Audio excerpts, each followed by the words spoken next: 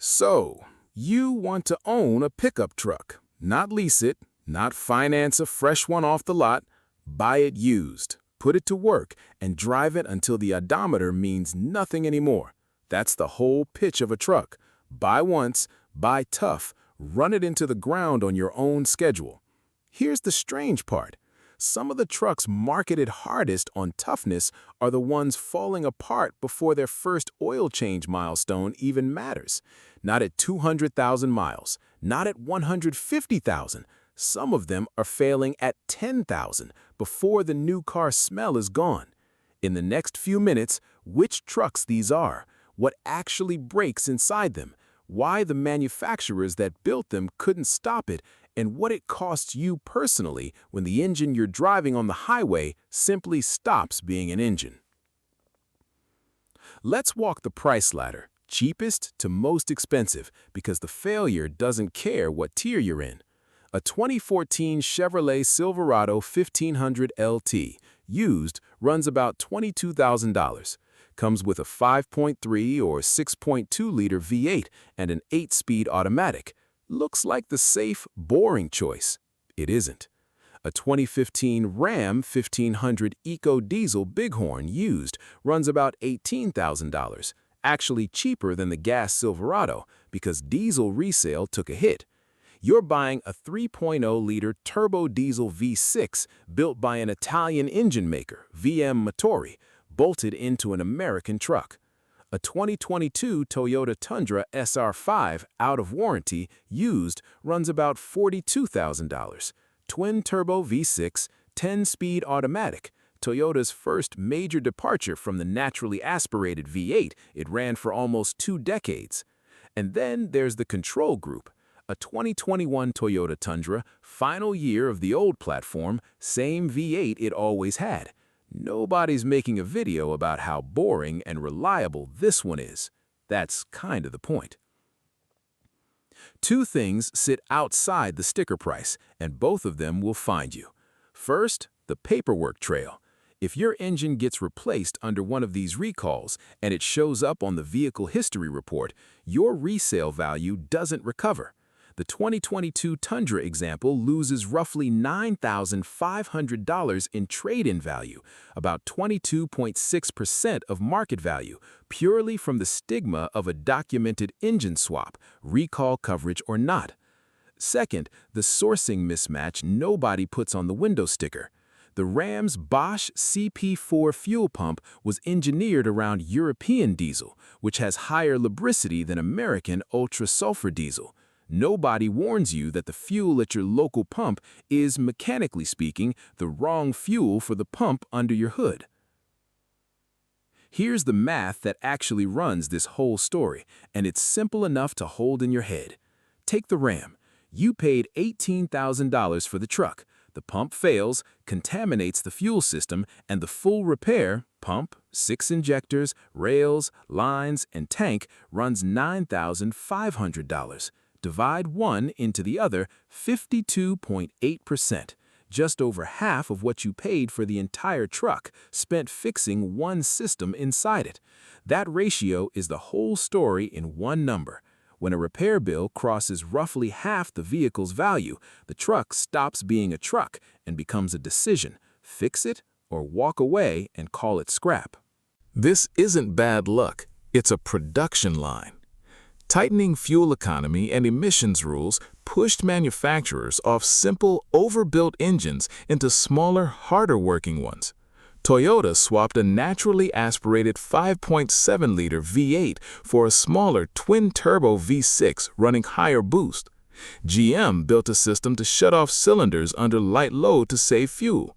Chrysler dropped in a small European diesel, never fully adapted to American fuel. Then the launch schedule does its damage. New platforms get rushed to market, and the first model years absorb the errors mature designs already worked out. Toyota's failure traces to machining debris left inside engine blocks during assembly, a factory quality control miss, not a design flaw on paper. GM's cylinder deactivation lifters run on hydraulic tolerances so tight that ordinary oil varnish jams them. And the suppliers compound it. Bosch built that fuel pump for a fuel environment America doesn't have. GM's torque converter friction material wasn't built to survive the constant slipping its own transmission asked of it. Put a regulatory mandate, a rushed redesign, and a mismatched supply part in the same truck, and you get an engine that fails on a schedule, not by accident. You can do everything right and still eat the loss. Check the recall number, confirm the VIN, verify the title. None of it guarantees the dealership honors goodwill coverage once the truck is out of factory warranty. Branded titles, gaps in service records, and non-covered rulings all exist specifically to let a manufacturer decline a repair it's not contractually obligated to pay for. And once the damage is done, it's permanent on paper. A documented engine replacement or a transmission rebuild follows the VIN forever. The truck you fixed correctly is now worth less than the truck that hasn't failed yet, because the buyer 3 owners from now will see the service history and walk. That's the trap for the well-capitalized owner too, the one who can afford the $14,000 repair without blinking. The repair fixes the truck. It doesn't fix the resale value. You can have the cash and still take the loss. 3 separate NHTSA recalls, 24V381, 25V767, and 26V320 eventually covered more than 270,000 Toyota Tundras from the 2022-2023 model years. Field data submitted to NHTSA showed over 3,800 confirmed engine failures across the 2022-2024 model years, putting the failure rate between 1.7 and 2% against an industry norm of roughly 0.05% to 0.2%. Litigation filed December 2, 2024 alleges Toyota's recall didn't even cover every variant sharing the same block. Consumer Reports gave it a 1 out of 5 for predicted reliability. Over on the Ram 1500 EcoDiesel from 2014 to 2016, multi-district litigation, MDL number 2777, produced court-approved payouts: $3,075 for current owners, $2,460 for former owners, $990 for lessees, on top of a $307 million federal civil settlement. About 140,000 vehicles were covered under NHTSA recall 22V406 for the fuel pump alone.